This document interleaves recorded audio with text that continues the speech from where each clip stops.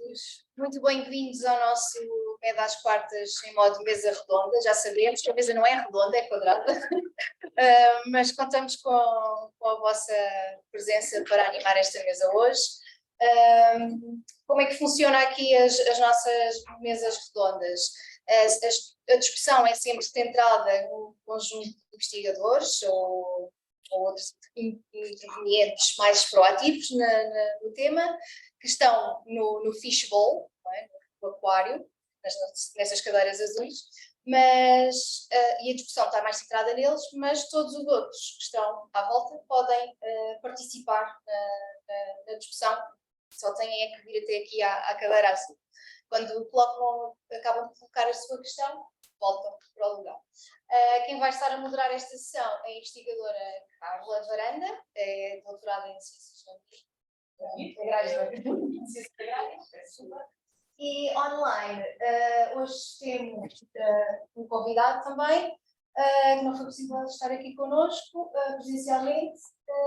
A Carla já vai apresentar todos. Entretanto, hoje temos aqui uma novidade, vamos ter aqui uma questão que vai ser lançada no chat, numa plataforma que é o Slido, e que se pretende que os participantes online também possam responder à questão, para no final vermos quais as respostas e vermos aqui também, promover um bocadinho a interatividade com quem participa lá em casa. Vamos passar então a palavra à Carla para apresentar os nossos convidados e o tema desta mesa. Muito obrigada. Olá a todos os que estão aqui presencial e aqui também online, que estão alguns.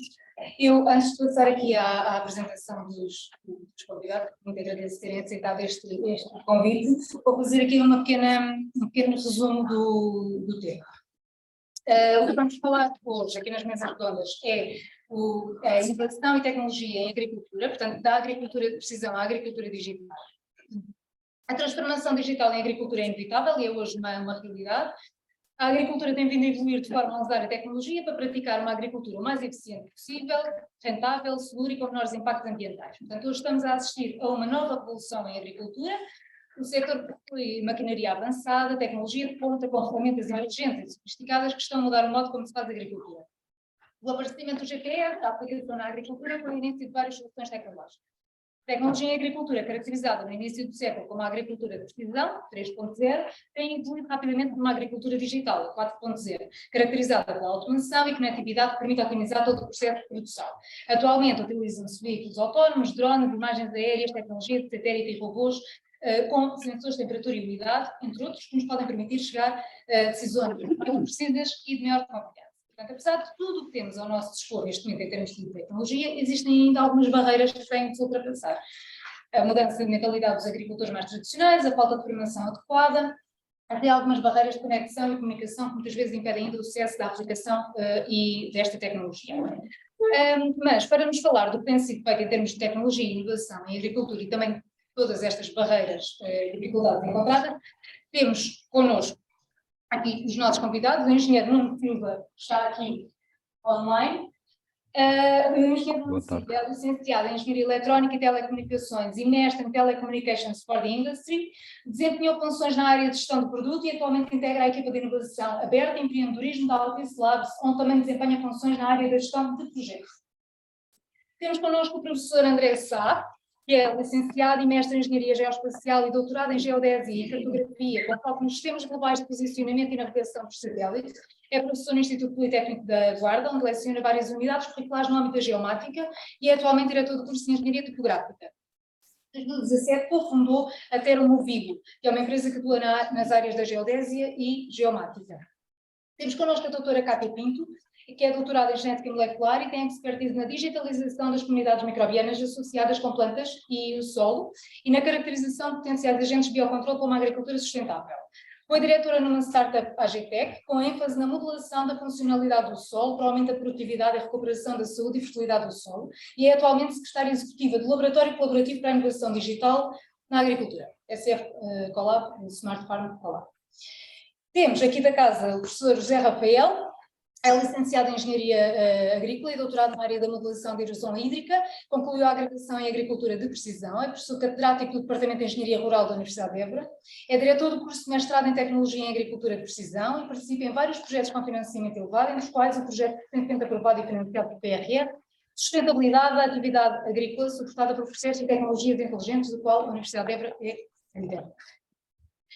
Estava agora aqui, há algumas questões, mas lá está, tentando sempre aqui lançar aqui o debate e a conversa. De qualquer forma, ia começar aqui pelo nosso convidado mais de longe, o engenheiro Nuno Silva, que queria começar por lhe perguntar, engenheiro Nuno, exatamente, nos queria explicar o que é a Altice Labs. Eu tenho a certeza que aqui muita gente sabe o que é a Altice, não é? Se não toda a gente, mas nem toda a gente sabe o que é a Altice Labs e qual é a vossa relação com a Altice. Claro, boa tarde a todos, agradecer o convite e cumprimentar os meus colegas de painel e espero que a minha voz me consiga acompanhar, que eu estou meio engripado, mas acho que vou conseguir. Ora bem, a Altice Labs tem mais de 70 anos, eu já explico. Nós começamos nos anos 50 com uma entidade que é o GECA, que é o Grupo de Estudos de Comutação Automática, portanto estamos a falar início dos anos 50, trabalhos muito em torno da comutação analógica, centrais telefónicas, etc. E no início dos anos 70 começamos a trabalhar mais a componente da computação digital, portanto, seja computadores tecnologicamente mais avançados. E, precisamente, em 1972 foi criado o Centro de Estudos de Telecomunicações, o CET. Provavelmente é um nome que dirá, enfim, alguma coisa a alguns dos presentes, embora, pelo que eu percebo, estão menos ligados à área tecnológica, e depois em 99 fomos novamente designados por PT Inovação. Portanto, um nome que, se calhar, enfim, dirá também alguma coisa a alguns dos presentes. Em 2016, com a entrada do Grupo Altice e a aquisição da Portugal Telecom, portanto, nós fomos, mais uma vez, tivemos um novo nome, que é precisamente Altice Labs.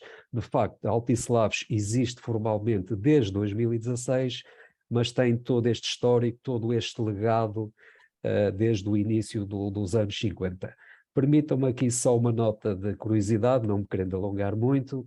A Universidade de Aveiro, que foi fundada em 1973, começou precisamente na Altice Labs, na altura Centro de Estudos e Telecomunicações. Portanto, existe aqui uma ligação muito forte à Universidade de Aveiro e, naturalmente, com outras academias do país, com as quais temos diversos projetos.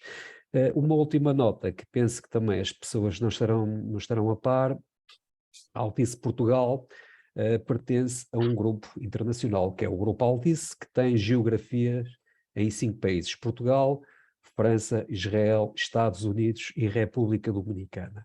A Altice Labs é o braço da R&D e produto e que trabalha para estas geografias. Portanto, a nossa relação Altice Labs com a Altice Portugal, o que é que nós fazemos? Nós somos a componente de investigação, desenvolvimento e produto, e trabalhamos não só para a Altice Portugal, como também para as outras várias geografias. E temos um footprint global, portanto temos produtos e soluções em várias partes do mundo, mas se calhar ficaria por aqui, não querendo levar muito mais tempo, mas basicamente é isso. Nós temos efetivamente uma relação muito próxima com as unidades de negócio da Altice, portanto, naturalmente trabalhamos de acordo com as necessidades de negócio de uma Altice Empresas, de uma Mel, de um Sapo, da MOS, e portanto cruzamos, digamos assim, todas estas áreas de negócio. Portanto, somos uma unidade transversal nesse sentido. Claro, obrigada. Passava aqui ao professor André, porque eu quando apresentei falei aqui no termo da geomática, pedia para explicar um bocadinho, mas não é esta a principal questão, é o que é que faz exatamente a Teromovigo, que vocês fundaram, e que tipo de projetos de inovação e tecnologia que estão envolvidos e têm desenvolvido. Obrigado, agradeço o convite, cumprimento também todos os presentes e os que nos estão a assistir via online. A Teromovigo Earth Innovation é uma empresa que atua no ramo da geomática. E o que é isto da geomática? De forma muito simples, é a ciência que trata dos dados geográficos, dos dados geoespaciais, ou seja, dados que têm a componente localização associada, e isto vai desde a aquisição, ou seja, as tecnologias envolvidas na aquisição deste tipo de dados, seja a estação total, o GNSS, GPS, drones com os seus múltiplos e diversos sensores, através dos satélites, e que depois também precisam de ser processados para transformar estes dados em informação, pois é esta informação que vai ser útil para a tomada de decisão. É óbvio que aqui também está envolvido a geoinformática, que passa a ser o desenvolvimento da algoritmia aplicada a este tipo de dados geográficos. A nível de projeto, ok. Nós começámos em 2017 com projetos ou trabalhos um pouco mais simples, nomeadamente mais relacionados com cadastro predial, ou seja, definição de áreas, de limites, georreferenciação de elementos, por exemplo, diferentes tipos de castas ou vinhas por idade. Depois começámos também com o mapeamento por drone, com a elaboração de alguns algoritmos de contagem automática, por exemplo, de sobreiros ou de outro tipo de árvores, e pronto, e começámos a entusiasmar mais nesta área, apesar de atuarmos em diversas áreas. E entretanto surgiram outros projetos, mas acho que depois podemos falar mais à frente, para não estar aqui a ocupar também. Sim. Também ir apresentando um bocadinho o Smart Farm que falava. Sim.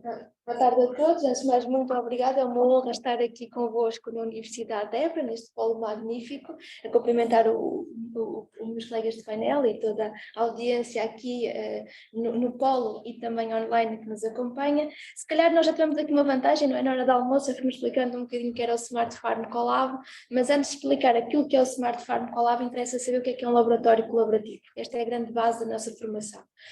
Um laboratório colaborativo, ou seja, a nível nacional, é uma rede que existe atualmente, ou seja, para diferentes áreas de setor, sejam elas para a questão da agricultura, para a questão dos oceanos, para a parte da saúde, para as questões sociais, para a questão do espaço, por exemplo. Ou seja, existem diferentes laboratórios colaborativos, no total, até há uns dias eu tinha aqui o número 35, agora já estão novos aprovados, ou seja, existe já aqui uma meta de laboratórios colaborativos existentes, norte a sul de Portugal, que foram, no fundo, criados com o intuito da transferência do conhecimento, seja ele científico e também tecnológico, daquilo que são a parte académica, ou seja, das universidades, e transferir este conhecimento para a parte empresarial, ou seja, aqui para a questão do tecido produtivo.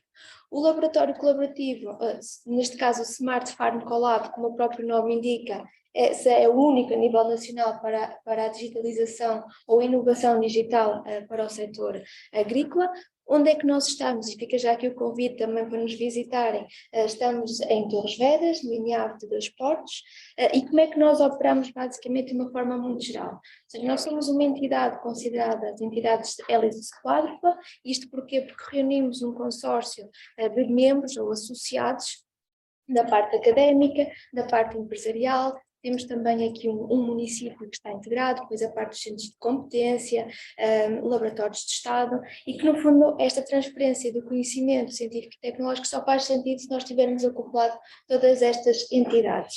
Claro está que em Torres Vedras, porque é que nós estamos em Torres Vedras? Aqui foi uma estratégia também a nível do município de Torres Vedras, que nós consideramos a brincar que é o pai e a mãe do laboratório colaborativo, mas para dizer que foram os grandes impulsionadores da constituição deste Colab. O Colab foi constituído legalmente em 2019, mas só em termos operacionais, vamos dizer que somos um filho da mãe daqui da pandemia, só estamos operacionais desde 2020, temos mais ou menos pouco mais de 2 anos e meio de atividade, e os setores que nós operamos são sobretudo aqueles que fazem sentido no ambiente em que nós também estamos inseridos. Torres Vedras é sem dúvida uma localização estratégica e uma referência para a agricultura nacional, sobretudo a nível das hortícolas, da parte da fruta, ou seja, a fruticultura e as vinhas, e são estas áreas não excepcionais, mas as áreas primordiais que nós trabalhamos a nível do setor. E claro está, aqui toda a questão da digitalização e sobretudo há aqui um fator muito importante que nós também trabalhamos, que é a parte da literacia e democratização da agricultura 4.0, e daí esta transferência fazer todo sentido quando nós colocamos a questão da capacitação, no fundo, para termos uma adoção por parte do setor. Isto assim de uma forma muito geral. Uma ótima apresentação. Estava aqui agora a palavra ao professor José Rafael, não para apresentar o MED, mas para falar um bocadinho. O que é que o MED tem feito em termos da aplicação de tecnologias de agricultura de precisão? Bom, boa tarde a todos. Vou cumprimentar também aqui os meus colegas de painel, a engenheira está lá longe. Bom, as tecnologias de agricultura de precisão são várias, não é? E vocês sabem que a agricultura é tão complexa que se pode aplicar muita coisa na agricultura. Há plantas, há solo, há água e, portanto, tudo o que sejam sensores que consigam, no fundo, mostrar e perceber se existem ou não existem anomalias, são realmente ótimos para a questão da gestão supostamente diferenciada. Entre a investigação, nós temos trabalhado em muitos projetos onde utilizamos os sensores remotos para perceber anomalias. Por exemplo, não é normal que numa parcela agrícola e uma população de 100 mil plantas por hectare de repente tenham variações porque são tratadas da mesma forma. Por exemplo, o exemplo do milho normalmente vai desde as 70, 80 mil plantas por hectare a 100 mil plantas por hectare. Vocês estão a imaginar o número de população que existe num hectare de terra, ou seja, num campo de futebol.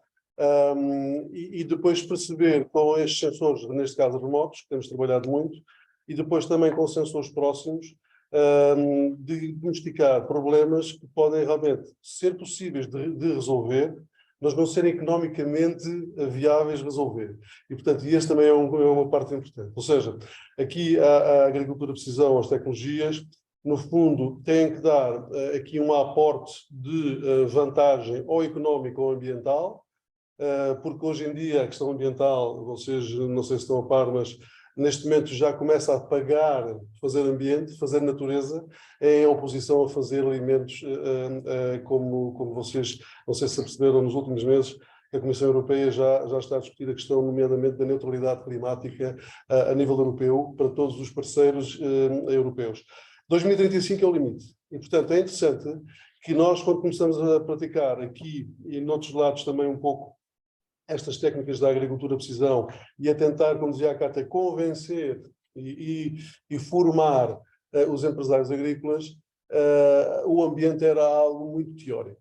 E o que é interessante é que o ambiente agora, neste momento, vai começar a pagar aos agricultores, mesmo aqueles que não produzem alimentos, ou seja, produzem outro tipo de serviços que não é os alimentos, nomeadamente produzem um estoque de carbono, produzem biodiversidade, produzem outro tipo de coisas, e o que é interessante é que, de repente, agricultores que estavam fora do sistema, quando digo agricultores ou agroflorestais, se assim se pode dizer, estavam fora do sistema, porque não tinham terras, porque a terra era declivosa, porque, sei lá, várias restrições do ponto de vista da parte da produção, de repente começam a ter agora aqui a possibilidade de entrar no sistema e de serem pagos de um serviço que é, nomeadamente, manter uma floresta, limpar o mato, aqueles animais que a gente fala mal, e das vacas que emitem metano e que não sei quantos, etc. De repente as vacas começam a fazer um serviço, que é controlar os fogos, etc. Portanto, há aqui um conjunto de instrumentos e de sensórica que é necessário trabalhar para depois, no fim, o quê? Otimizar todo o processo. Estes agricultores que produzem natureza têm que ser certificados, têm que ser monitorizados para perceber se a natureza lá está, se não está, porque também há aldrabices, como vocês sabem, e, portanto, há aqui um conjunto de tecnologias que pode ajudar a suportar não só a produção de alimentos, mas também a suportar a produção de natureza, e que neste momento é um hot topic a nível europeu, a nível mundial, que todos temos que ser neutros do ponto de vista climático, mas o problema que vem a seguir, temos que ser neutros do ponto de vista da biodiversidade, e isso é algo muito, muito difícil de lá chegar. Mas pronto, isso podemos para a frente. Quer dizer, o agricultor olha para a produção, né? Não está tão preocupado em o ambiente, ele olha para a sustentabilidade dele, económica dele, não é? Não tanto do ambiente, portanto, tem que haver... Claro, dele, da família, tem filhos, tem que pôr na escola a estudar e tem que ter um rendimento e tem que automaticamente também, para todos os efeitos, não sair do campo e ir para as cidades, ou seja, tem que haver pessoas e a parte social no território para o território e, portanto, eu acho que isso é realmente muito importante. Mas o que é interessante é que, do ponto de vista dos 9 objetivos da nova CAP para a Europa, temos lá 9, e é giro que os alimentos quase nem aparecem. Aparece lá healthy food and security, algo assim. Ou seja, produzir alimentos já não é um problema, mas aparecem 3 novos objetivos, que é ambiente, paisagem e biodiversidade. Ou seja, significa o quê? Mas esses não são pagos. Esses não são pagos. Mas agora, com esta nova vaga e esta nova ideia do Greenfield, eu acho que é interessante. Vamos entrar numa fase em que esses começam a ser pagos. E quando começam a ser pagos, espera lá aí, então eu prefiro produzir alimentos ou prefiro produzir natureza? Se calhar vou começar a produzir natureza, porque se calhar o meu solo não tem a mesma capacidade, por exemplo, um solo da várzea da Luzia do Tejo, ou etc., mas tem outra capacidade de produzir coisas que eles, se calhar, não faz sentido produzirem. Portanto, há aqui uma nova dinâmica muito interessante, onde as novas tecnologias, a possibilidade da monitorização, a possibilidade da verificação, a possibilidade do reporte automático, é realmente muito, muito importante e relevante nos próximos tempos. A Altice, se quiser, pode instalar aqui uma rede de comunicação aqui na Mitra. Nós fazemos os testes todos para controlar estas questões que nós, do barato, daremos todos os dados e todo o conhecimento que pode ser necessário vocês fornecerem. Muito bem, muito bem. Vamos a isso, vamos a isso. Arrisco dizer a palavra também para falar um bocadinho. Os projetos que têm em curso, não é? Projetos em curso na área da agricultura da agricultura digital. Certo. Eu, se calhar, usava aqui um projeto que estamos a desenvolver na Madeira, na área do cultivo da banana. Fomos desafiados a iniciar um projeto em 2021. O projeto tinha como objetivo macro otimizar todo o processo de cultivo da banana. É um projeto do PRODERAM, Programa de Desenvolvimento Rural da Região Autónoma da Madeira, e que envolve, além da Altice Labs, precisamente nesta componente de sensorização, na componente tecnológica, envolve a empresa do setor da banana, que é a GESBA, que é a empresa que faz todo o controle de produção da banana, a Arditi e a Universidade da Madeira. Portanto, envolvido o Departamento de Agricultura e o Departamento de Engenharia, estão envolvidos 2 departamentos da Universidade da Madeira. Ora bem, o nosso papel neste projeto, como eu referi, foi precisamente a componente de sensorização. Foram escolhidos duas áreas, 2 bananais, digamos assim, com condições distintas do ponto de vista do solo e do ponto de vista também de clima, e nesses talhões, vamos chamar assim, o que é que nós fizemos? Instalamos um conjunto de sensores, portanto, fizemos uma pesquisa no mercado, selecionamos um fornecedor, porque nós não fabricamos sensores para este tipo de domínios, digamos assim, e, portanto, aquilo que fizemos foi instalar sensores de solo, que medem variáveis como a temperatura do solo, condutividade elétrica, permissividade elétrica, conteúdo volumétrico de água. Portanto, penso que são sensores relativamente usuais e que são usados noutros casos de uso. Portanto, instalamos também estações meteorológicas, também são, enfim, equipamentos que se encontram com bastante facilidade, e instalamos pela primeira vez, pelo menos para nosso conhecimento, um sensor de NPK, nitrogênio, fósforo e potássio. Portanto, foi um sensor que nos foi pedido, nós fizemos uma prospecção, encontramos um fabricante chinês e conseguimos fazer a integração. Para além disso, também nos tinha sido pedido para instalar sensores de planta, sensores de seiva. De facto, fizemos alguma pesquisa e chegamos à conclusão que, para o caso específico da banana, não havia este tipo de sensores, se bem que a GESBA, a tal entidade, e a Universidade da Madeira, de facto era algo que queriam, mas infelizmente ainda está no domínio da investigação e, como tal, não foi possível. O que foi possível foi arranjamos um sensor de folha molhada, que também instalamos junto às bananeiras, que simula, digamos assim, o comportamento da folha da bananeira. Enfim, todos estes sensores ligados com conectividade celular, neste caso com 4G, através do módulo de conectividade, fornecem informação para uma plataforma. A questão aqui, quanto a mim, tem a ver essencialmente com o que é que nós fazemos com os dados.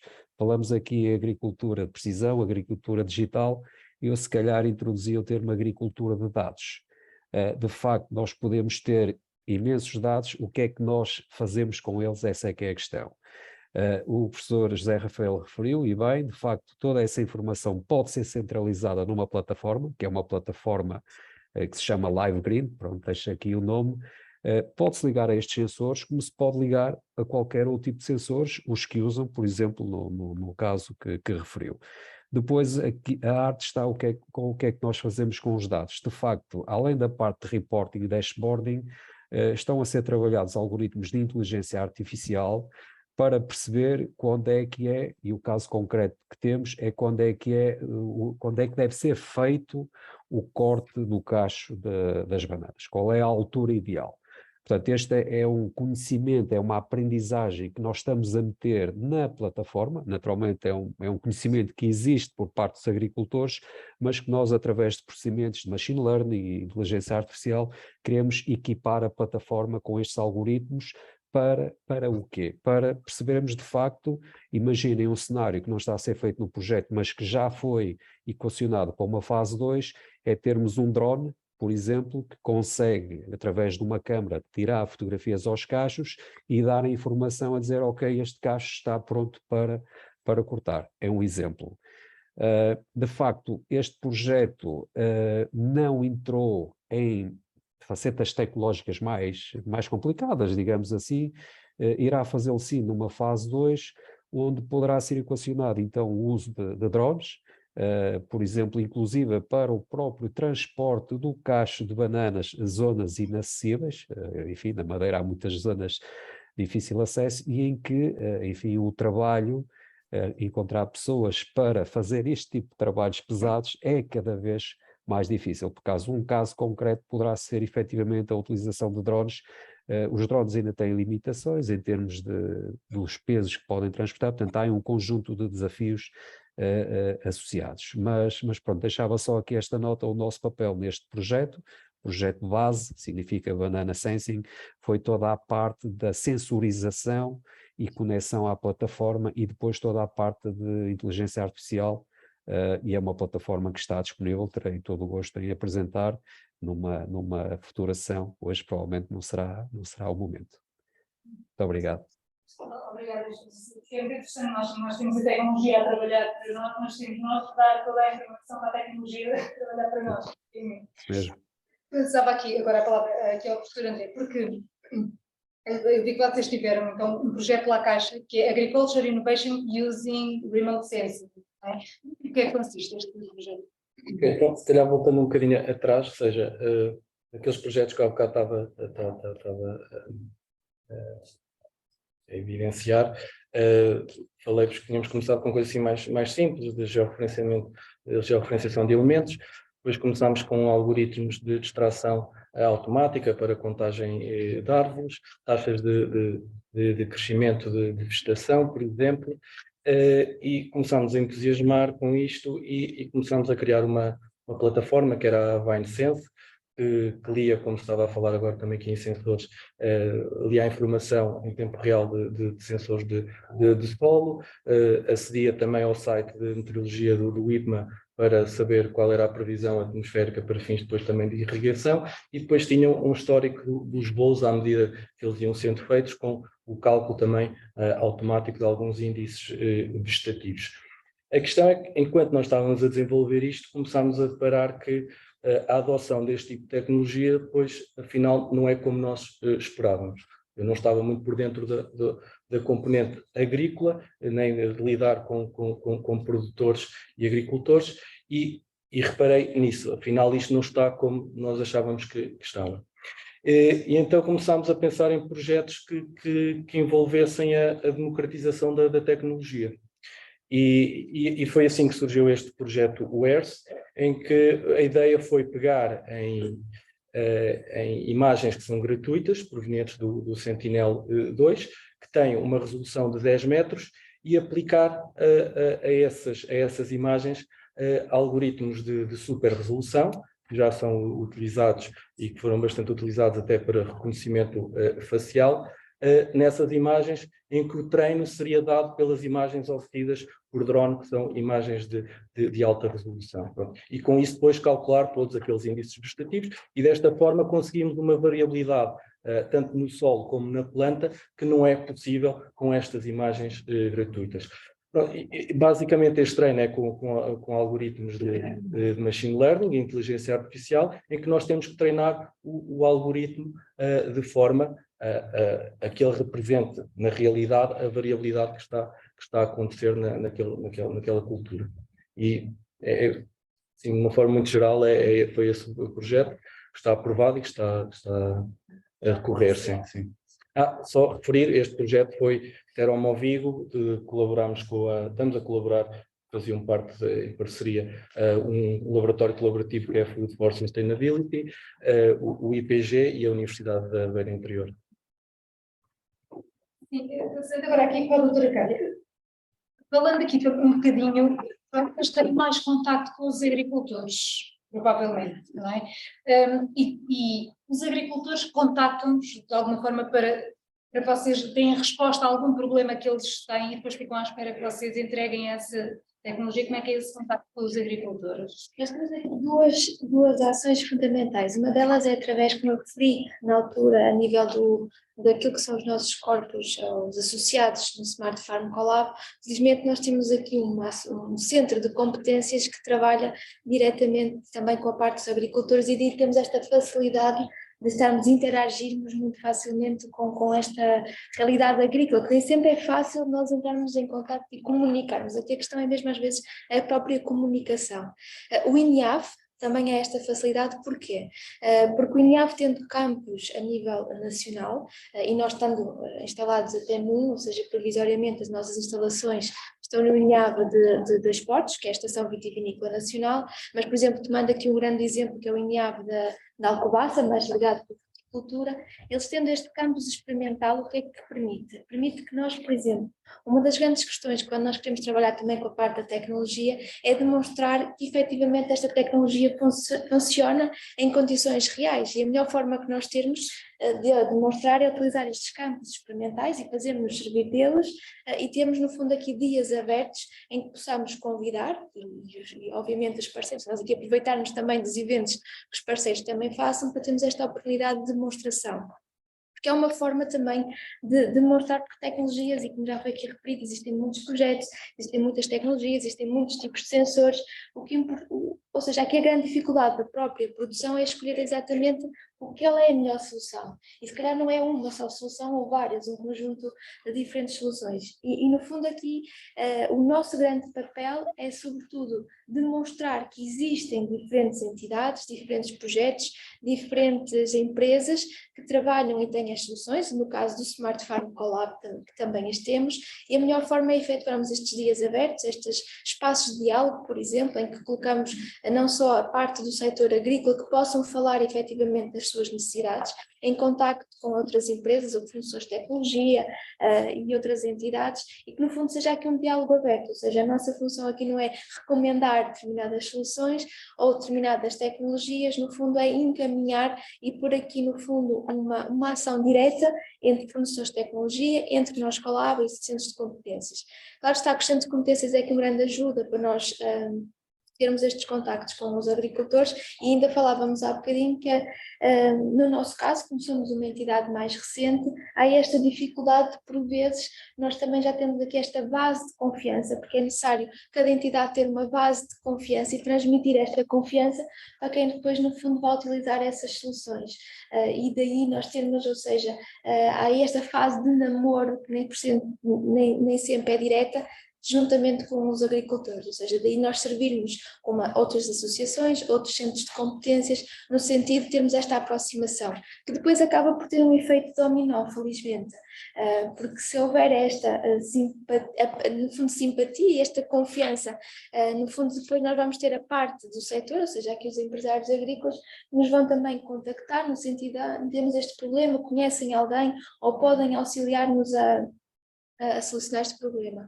Claro está que nós, enquanto Smart Farm Collab, é este o nosso grande objetivo, e outro a nível, por exemplo, também do desenvolvimento de tecnologia, sobretudo que seja acessível, porque esta é a grande filosofia enquanto laboratório colaborativo, não é desenvolver produto, no fundo é termos aqui soluções que sejam à medida e inclusiva de todos, e aqui quando digo inclusiva, sobretudo as pequenas e médias empresas, que no fundo não é grandes empresas agrícolas, à partida não têm esta dificuldade.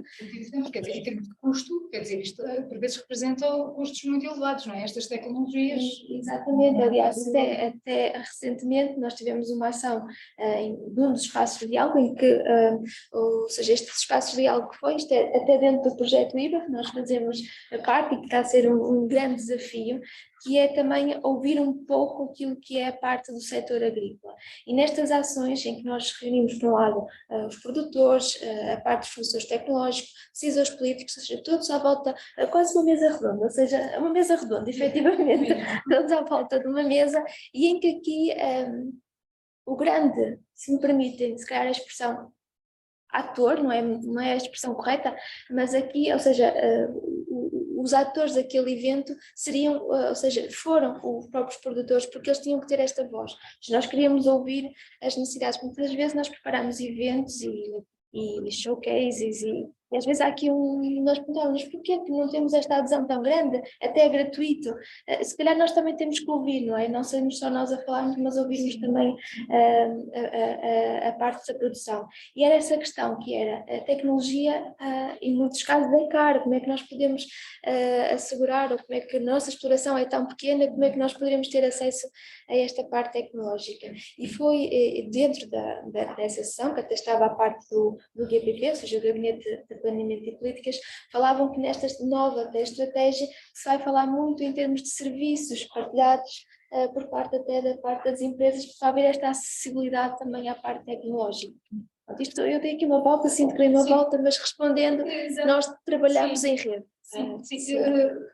Eu queria também aqui entender isso, aqui, quer dizer, vocês têm dados, e se calhar aqui o professor deve apontar, dados exatamente dos ganhos que, de comparação da introdução da tecnologia, dizerem exatamente ao agricultor, se vocês aplicarem esta tecnologia, vocês vão poupar no final do ano X conseguem ter estes valores assim. Carla, eu acho que aqui, se calhar pegando aqui nas palavras dos meus antecessores, eu diria que tínhamos aqui que definir bem duas coisas que eu acho que são aqui um bocado diferentes. Portanto, o Eugênio Nuno falou na questão dos dados e o que fazer com os dados, não é? Aqui o André chegou à conclusão que, afinal, depois de processar os algoritmos, etc., afinal, e agora quem é que vai tomar isto? Vocês, a dificuldade que têm do ponto de vista da formação do próprio agricultor. E eu, às vezes, penso que nós estamos a seguir uma estratégia errada do ponto de vista da transferência da tecnologia para as empresas e para o tecido social. Eu pergunto aqui, se vocês aqui na vossa casa, se tiverem um problema de eletricidade, vocês vão à universidade e vão tirar um curso para ver se resolvem o problema da eletricidade? Não vão. Vocês contactam o eletricista e o eletricista vai lá, preço-benefício, custo-benefício, resolve o problema e toca a andar. Agora vocês estão a ver um problema de eletricidade, que eu diria que, se calhar, um problema do ponto de vista das novas tecnologias, é um problema de comunicações, de software, de hardware, quer dizer, de plantas, de solo, de água, de clima, de pragas, de doenças. Estão a ver a complexidade que existe neste processo. Quer dizer, e nós às vezes estamos a querer... O agricultor até percebe alguma coisinha do sol, da água, das plantas, porque ele, se não for assim, ele não ganha a vida, não é? Mas agora, quando lhe metem instrumentos que, à partida, às vezes, até os próprios utilizadores que os vendem, depois não dão assistência e nem sabem como é que aquilo se mexe, vocês estão a ver como é que é a complexidade disto. Ou seja, eu diria que tenho a sensação que o caminho mais profícuo do ponto de vista da transferência, quer do conhecimento, quer da tecnologia, quer da inovação, atenção, que eu acho que eu quis introduzir aqui um aspecto da inovação, porque a tecnologia per si não resolve problemas. O que resolve problemas é a inovação. E agora parece-me a mim que há aqui 3 fatores que muitas vezes não estão reunidos. E os 3 fatores, para mim, decisivos, como a tecnologia ou a inovação ser disruptiva, são 3. A tecnologia tem que ser útil. Se não for útil, não interessa para nada. A tecnologia tem que ser barata. E quando digo barata, não é custar pouco. É pagar face àquilo que vamos ter de retorno. E a tecnologia, para todos os efeitos, tem que ser fácil. Muito fácil de manusear. Dou-vos um exemplo. Se eu tiver uma tecnologia que me custa 250 euros, que é útil, mas que ninguém consegue usar aquilo e precisa de um curso de formação superior quase para usar aquilo, ninguém usa. Eu posso ter uma tecnologia de 25 mil euros, ser útil, mas ter que clicar no botão ou 2, toda a gente usa. Ou seja, significa que muitas das barreiras que nós encontramos têm a ver muitas vezes com a facilidade do uso.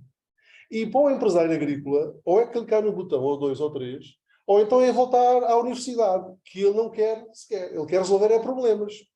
Quer resolver problemas. Epá, alertem-me. Eu pago, fazem-me um serviço, e aqui está a grande dificuldade. Muitas das vezes, nós temos tecnologias que geram muitos dados que até podem ser processados por algoritmos de deep learning ou de inteligência artificial, do que é que seja, dão resultados, mas depois esbatem neste problema. É útil, é barata e é fácil de utilizar. Dou-vos um exemplo de uma tecnologia disruptiva, que é uma velha tecnologia. Enquanto que na Europa nós centramos nas máquinas agrícolas, nos tratores e nas consolas digitais, e para nós novas tecnologias é artilhar os tratores com mais sensores, com consoles, etc. Na Índia foi precisamente o contrário. Retiraram tudo o que era novas tecnologias e coisas muito avançadas, é para trás e para a frente, e apenas o que acontece com um agricultor que tinha 2.500 metros quadrados, trabalhava manualmente, passou a ter tratores baratos, são úteis e são fáceis de utilizar. É só andar para a frente e para trás. E significa o quê? O agricultor que fazia meio hectare passou a fazer 5 hectares. E isso é uma tecnologia disruptiva. E foi regredir do ponto de vista tecnológico o trator. Passou a ser útil.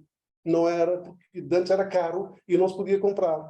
E então estão a ver que realmente estas questões de transferir coisas para a agricultura, às vezes é difícil querer formar todos os agricultores, porque a gente não precisa de tirar um curso de eletricidade para resolver um problema elétrico que tem lá em casa. Delega essa responsabilidade. E eu acho que o caminho destas novas tecnologias, seja para a agricultura, seja para outra coisa qualquer, tem que ser por delegação. Porque o passo seguinte aí vão ser empresas que estão a controlar robôs, estão a controlar um conjunto de drones, estão a controlar... E não vai ser possível, não os empresários, nem um comum mortal, articular este tipo de coisas. Tem que ser pessoas especializadas, que sabem, tal e qual o eletricista que chega lá e aquilo para ele é fácil. Quer dizer, temos aqui um bocadinho agora para esta parte das dificuldades e das barreiras que nós encontramos, não é? Às vezes temos tecnologia de ponta que não está a ser aplicada, não está a dar o retorno porque falha algo no caminho, ou não há informação que chegue para dar os dados às máquinas para trabalharem para nós, ou depois não dá no final alguém para interpretar os dados no final e haver esta aplicação. Perguntava aqui se calhar à doutora Cátia, porque eu fui ver no vosso site, uma das coisas que vocês fazem é um bocadinho lutar contra esta barreira social, não é? Mudar a mentalidade dos agricultores para a adoção destas técnicas, porque vocês têm mesmo lá no site a dizer aumentar a consciencialização de unidades agrícolas sobre a importância da agricultura 4.0. Como é que vocês fazem isto aos agricultores? Pegando aqui se calhar nas palavras Aproveita. bem ditas, A questão, e isto é fundamental, que é esta questão da tecnologia útil. E eu antes brincava um bocadinho, brincadeira, mas não tão brincadeira, que era mesmo a questão dos dados. Por exemplo, dados podem nos dar, às vezes não é a tecnologia que nós estamos a vender, é a informação que nós podemos retirar dela se for bem utilizada e útil, que essa é a parte fundamental. Porquê? Porque dados até podem ser bonitos, é como as plataformas, podem ser lindas, mas se não tivermos uma informação útil dali, nada pouco nos serve e a tecnologia é exatamente essa parte. Para dar agora a responder se calhar a sua questão, eu falava aqui de um projeto que nós tivemos recentemente aprovado, aliás até participamos na Cimeira, apresentamos em conjunto, que é um PRR, e este PRR, dentro da iniciativa emblemática da Agricultura 4.0, tem estas duas barreiras, que é na parte desta diminuição da barreira da adoção tecnológica, e vai funcionar sobre dois casos, ou seja, ter a questão dos pilotos tecnológicos, ou seja, aqui uma monitorização de culturas a nível nacional importantes e relevantes, de norte a sul de Portugal, mas no fundo o grande objetivo destes pilotos tecnológicos de custo acessível, ou seja, de tecnologia acessível, no qual nós estamos a testar diferentes sensores comerciais de baixo custo, e aqui também numa cooperação com a Altice, que vai ser aqui a parte das comunicações deste projeto, porque também, por exemplo, a comunicação, nós sabemos que ainda é uma grande barreira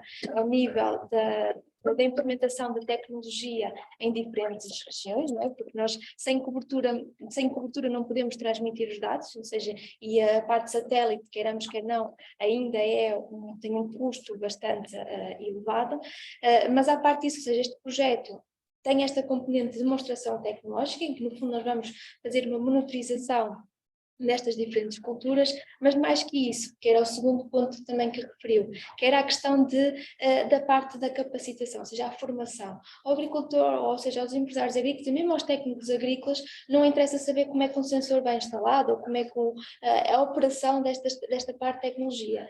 A eles interessa saber efetivamente a ação que têm que tomar.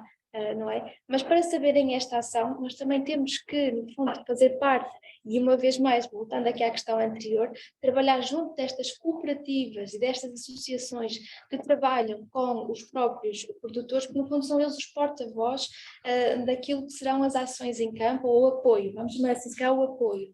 E este projeto vai muito nesta vertente, ou seja, nós trabalhamos em conjunto com diferentes cooperativas, diferentes associações, com os técnicos destas associações, no sentido de os formar quanto a que é estas questões mais gerais a nível tecnológico, do ponto de vista de o que é que nós podemos efetivamente tirar desta informação dos dados, ou seja, simplesmente esta ação que é necessária ser feita. E, por sua vez, trabalhar juntamente com os agricultores. Ou seja, a componente tecnológica assim como ponto demonstrador, porque nós achamos que tem que haver, para que no fundo as pessoas também façam parte e se sintam parte do próprio projeto, não é? Ao fundo temos este piloto tecnológico instalado numa exploração de um parceiro que faz parte do próprio projeto, ele sente-se parte e quer acompanhar, e ao mesmo tempo temos esta capacidade de formação dos técnicos e dos próprios agricultores.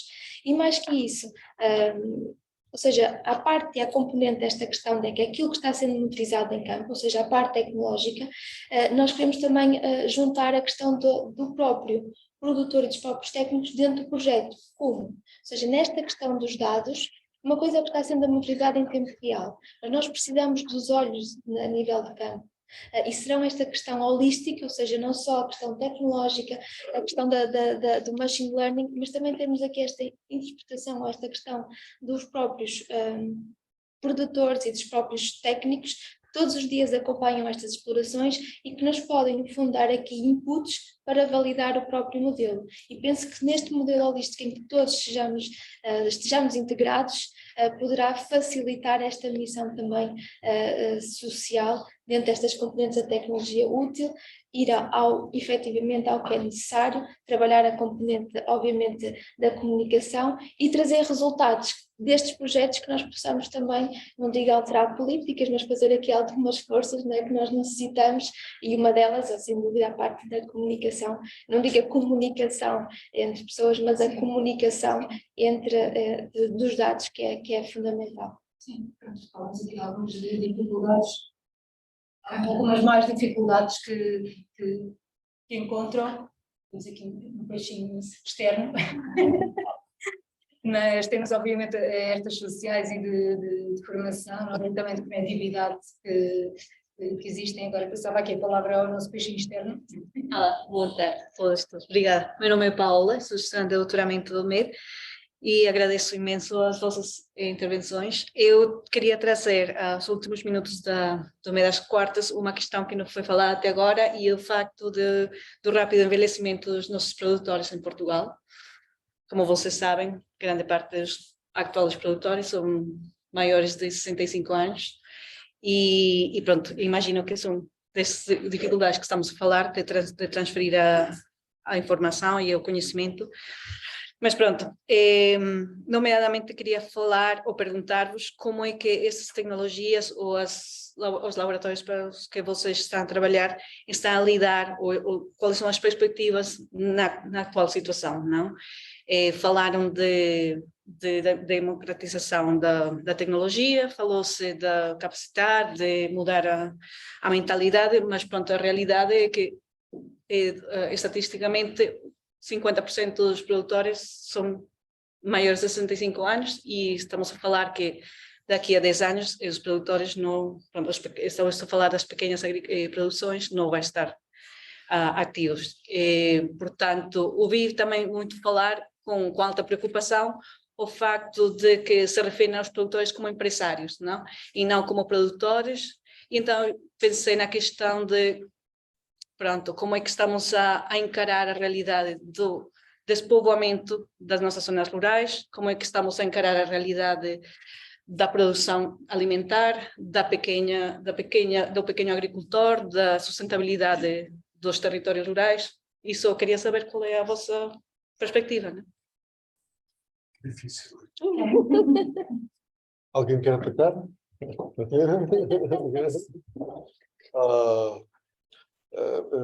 Se eu percebi bem, a questão da idade média dos agricultores é realmente um problema grave. Quando digo grave, mas eu acho que pode ser interessante aqui a questão da digitalização e das novas tecnologias na agricultura. Normalmente os jovens entusiasmam-se com estas coisas do telemóvel e com os novos equipamentos, etc., novas tecnologias. Portanto, eu tenho a sensação que estas novas tecnologias na agricultura podem entusiasmar os mais jovens. Acho eu. Tenho uma sensação desse género.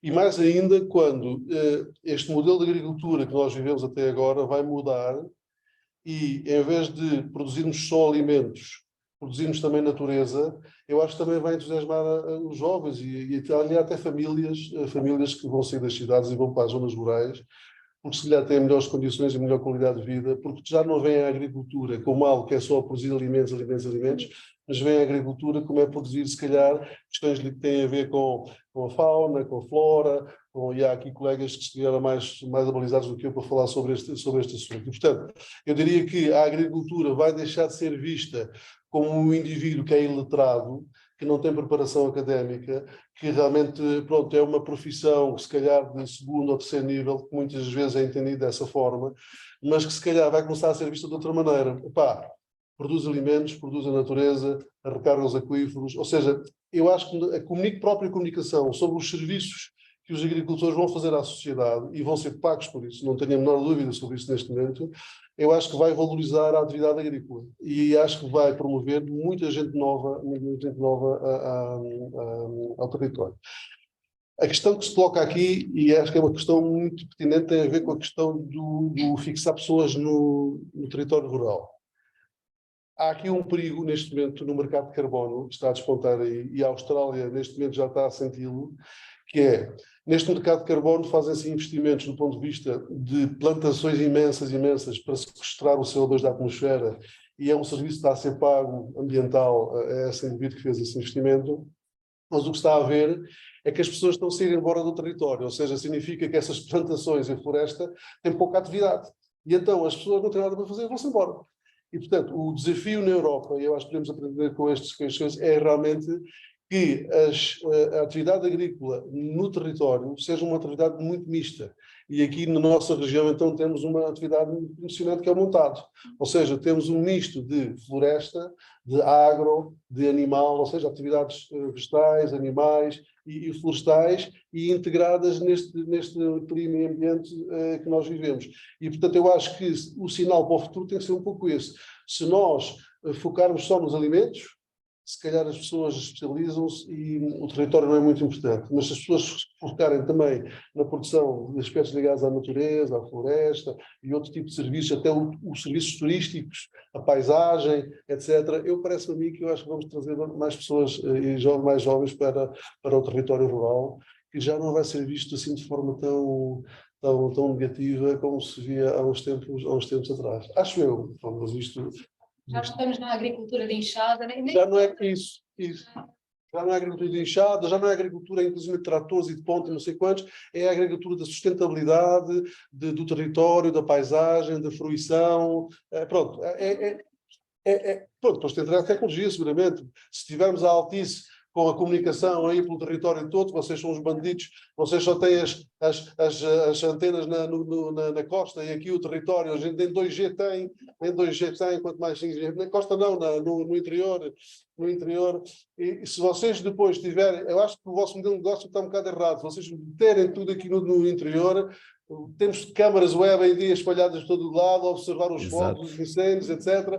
E nós poderíamos ter aqui realmente uma digitalização a sério, que eu acho que falta, como dizia bem a Cátia, a comunicação é fundamental. E vocês, eu vejo que o vosso modelo de negócios tem as pessoas na praia, portanto é lógico que não vão pôr aqui no interior, mas pode ser que vocês um dia decidam realmente investir mais no interior e ter comunicação aí a sério para realmente este tipo de digitalização e de aspectos vai trazer os jovens. Se os jovens tiverem internet de alto débito no interior, hoje em dia estão a trabalhar aqui e não estão em Lisboa. Os custos das casas são diferentes. A vida aqui no interior é mais baixa e mais barata. Ou seja, há aqui um conjunto de oportunidades que eu acho que até para as empresas como a Altice e os comunicadores, que fazem com que realmente o território e o campo passem a ter um valor acrescido que as cidades não têm. Não sei só se posso... Eu se calhar só acrescentava aqui só 2 ou 3 pontos. De facto, eu acho que isto é um desafio societal, a questão do... Eu não tinha esse conhecimento, que metade dos agricultores têm idade superior aos 65 anos, mas de facto é uma questão que, conforme já foi aqui referida, é uma questão de anos, não é?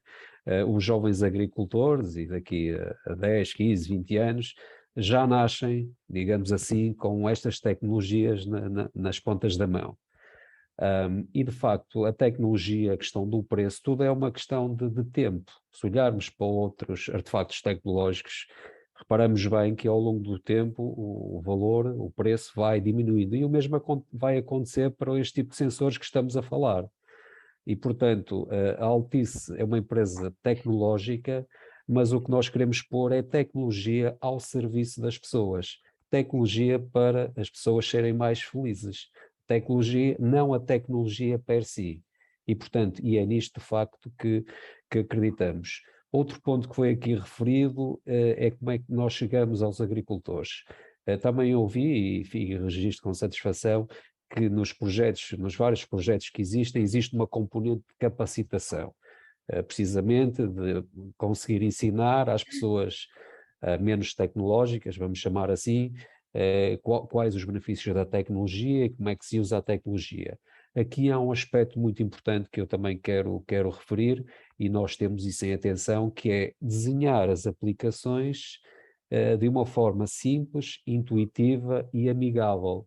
Ou seja, toda a parte da experiência do utilizador tem que ser tida em conta, senão não conseguimos que ninguém utilize estas aplicações. E, de facto, isto é uma preocupação que nós temos no desenho das nossas aplicações e plataformas. Pronto, queria só deixar aqui estas notas prévias.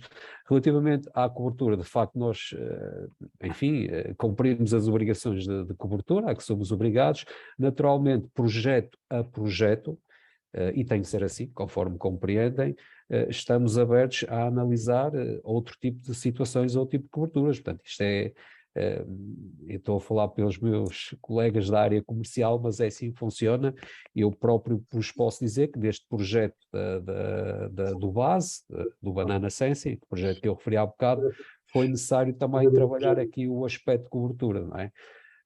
Um tema que não foi aqui levantado, a questão do 5G, eu penso que já não temos muito tempo, o 5G é um hype. Atenção que o 5G faz sentido em algumas aplicações.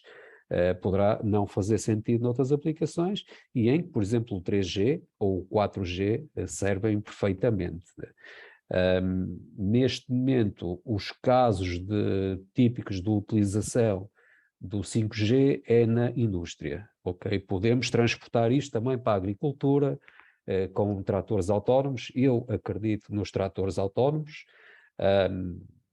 ou nos drones, em que temos vários drones e eles comunicam em tempo real uns com os outros. Aí sim, aí faz sentido falarmos de tecnologias 5G, com altos débitos, com baixas latências, com N dispositivos conectados. Esse é o futuro e ninguém duvida que esse é o caminho.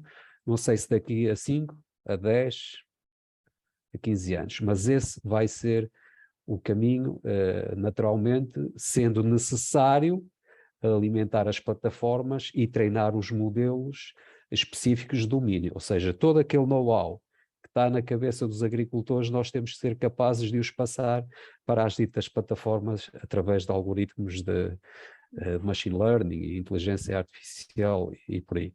Queria só deixar esta nota prévia e dizer-vos também, não falei aqui, nós também participamos noutro projeto com a Universidade de Trás-os-Montes na área da vinha, muito equivalente ao que eu falei, também sensorização, plataforma e otimizar o cultivo da vinha da Maria Teresa, penso que todos conhecerão, da Quinta do Crasto, e também falou-se aqui em sustentabilidade, também não queria deixar de referir, também estamos a querer entrar também na área do mar, ok?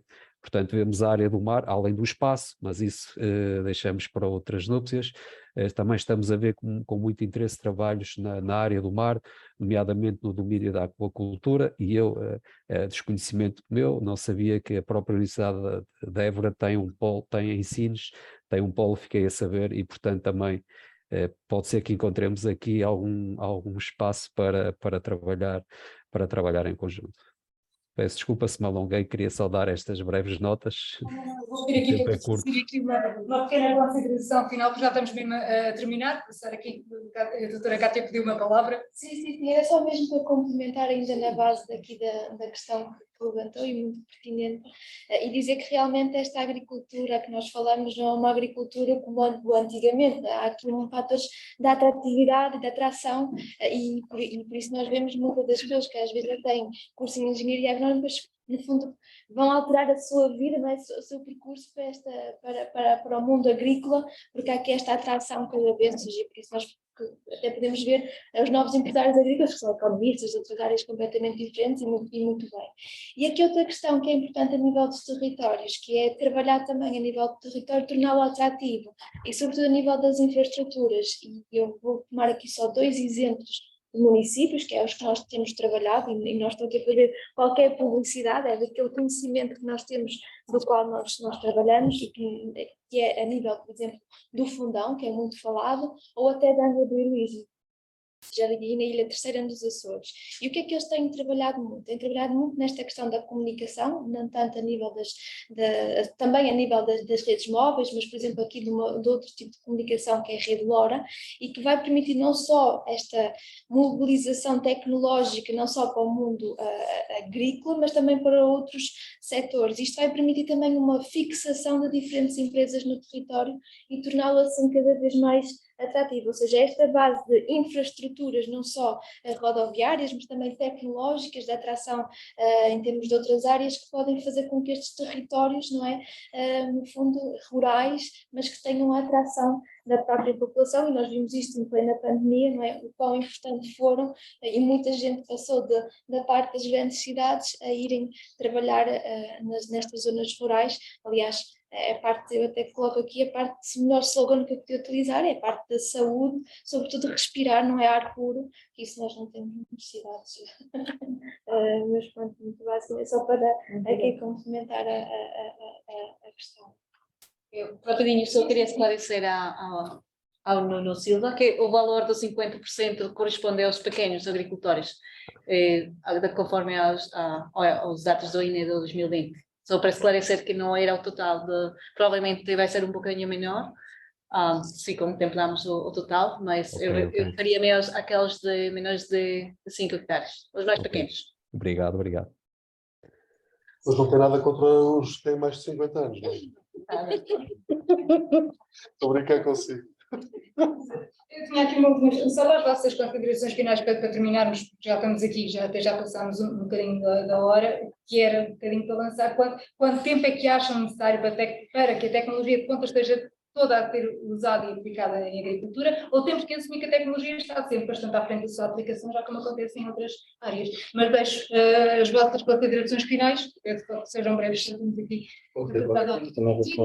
Sim, o que eu sinto é que nós não estamos a conseguir devolver o valor devido à inovação que conseguimos criar, ou seja, conseguimos criar bons papers, boas publicações, mas depois não estamos a conseguir trazer valor a essa inovação. O que eu tenho sentido realmente é que a tecnologia está à frente da adoção das próprias tecnologias. Acho que isto é preciso realmente, temos que perceber, eu tinha aqui posto, quais são as soluções agrícolas mais necessárias para o pequeno, digitais mais necessárias para o pequeno, médio e grande produtor. Temos se calhar começar por aí, temos que batalhar nas competências, porque a verdade é que nós com esta sensorização toda que já poderíamos ter, de solo, cultura, atmosfera, já se conseguia, através dos tais algoritmos de inteligência artificial, começar a criar modelos descritivos, modelos preditivos e prescritivos. Isto já poderia estar a acontecer, claro, porque há tecnologia para tal, só que nós não estamos a conseguir implementar. Pronto, e acho que passa tudo por um bocadinho da literacia digital, passa muito pela conectividade, que sem dúvida é essencial, e há bocado, quando estava a falar da parte de comunicação machine to machine, isso é algo que faz parte do futuro, já acontece, por exemplo, em armazéns de logística, de uma forma muito rotineira, e isso também vai acontecer. Agora, nós realmente temos que saber dar os passos certos na transferência da literacia digital, do conhecimento, e realmente começar a pensar quem é que vai dizer, quem é que vai definir as recomendações, quem é que vai... ou seja, por exemplo, eu há bocado quando estava a falar na democratização, o nosso objetivo agora será esse, é dados gratuitos, treiná-los e depois dizer, aqui colocar água, aqui não colocar, aqui colocar fertilizante, qual a dose do fertilizante.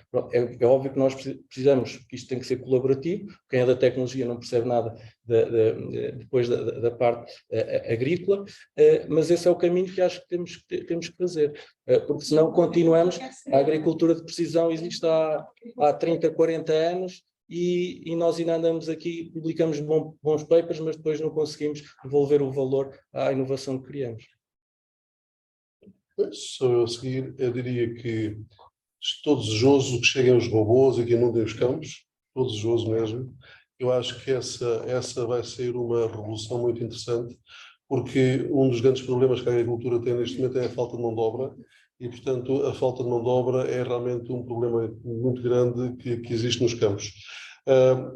Não há pessoas para trabalhar, às vezes há abusos de outras pessoas, de outros países que vêm e que às vezes acontecem situações assim um bocado infelizes, mas eu acho que a nossa limitação tecnológica ainda é tão grande, tão grande, tão grande, que nós estruturamos uma paisagem de um pomar à dimensão da máquina que o vai colher. E, portanto, somos tão limitados hoje em dia que condicionamos a ecologia simplesmente pela máquina que temos hoje em dia. Portanto, por isso é que eu acho que adorava ver os robôs, e não sei se ainda já os vou ver aí a funcionar no meio dos campos, porque isso cria novas oportunidades, porque os robôs se calhar podem subir às árvores e apanhar a fruta, e se calhar podemos misturar uma oliveira com uma azinheira e com um pessegueiro, etc.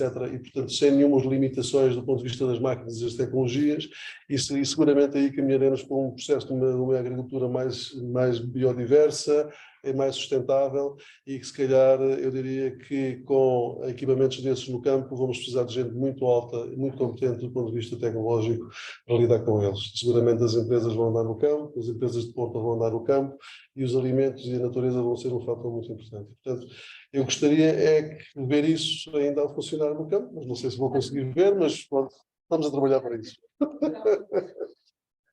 Já agora só uma questão relacionada com isso.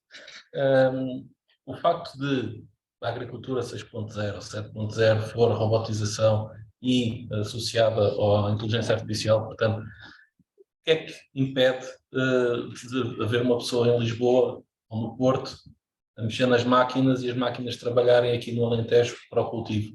Isso implicaria também uma revolução social, que, como aqui estava a ser referido, poderá implicar não o falecimento da população no interior, mas a crescer à desertificação que já se tem vindo a verificar.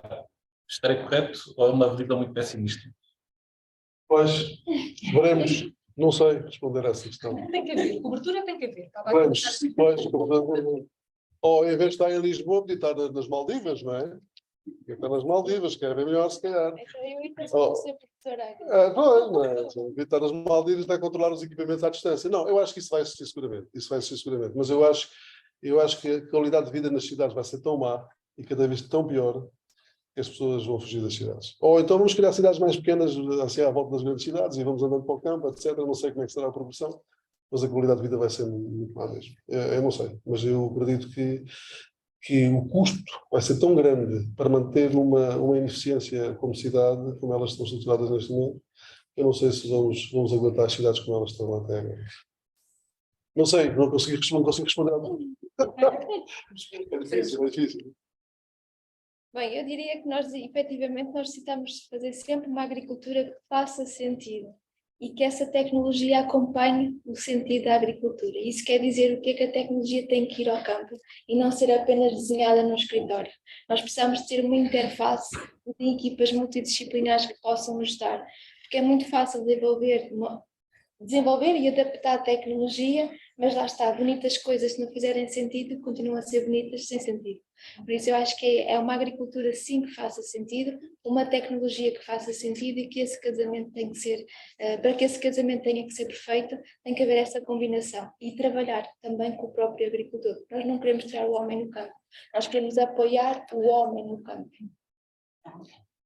E a mulher. E a mulher também. Claro que sim. A mulher e o homem, naturalmente.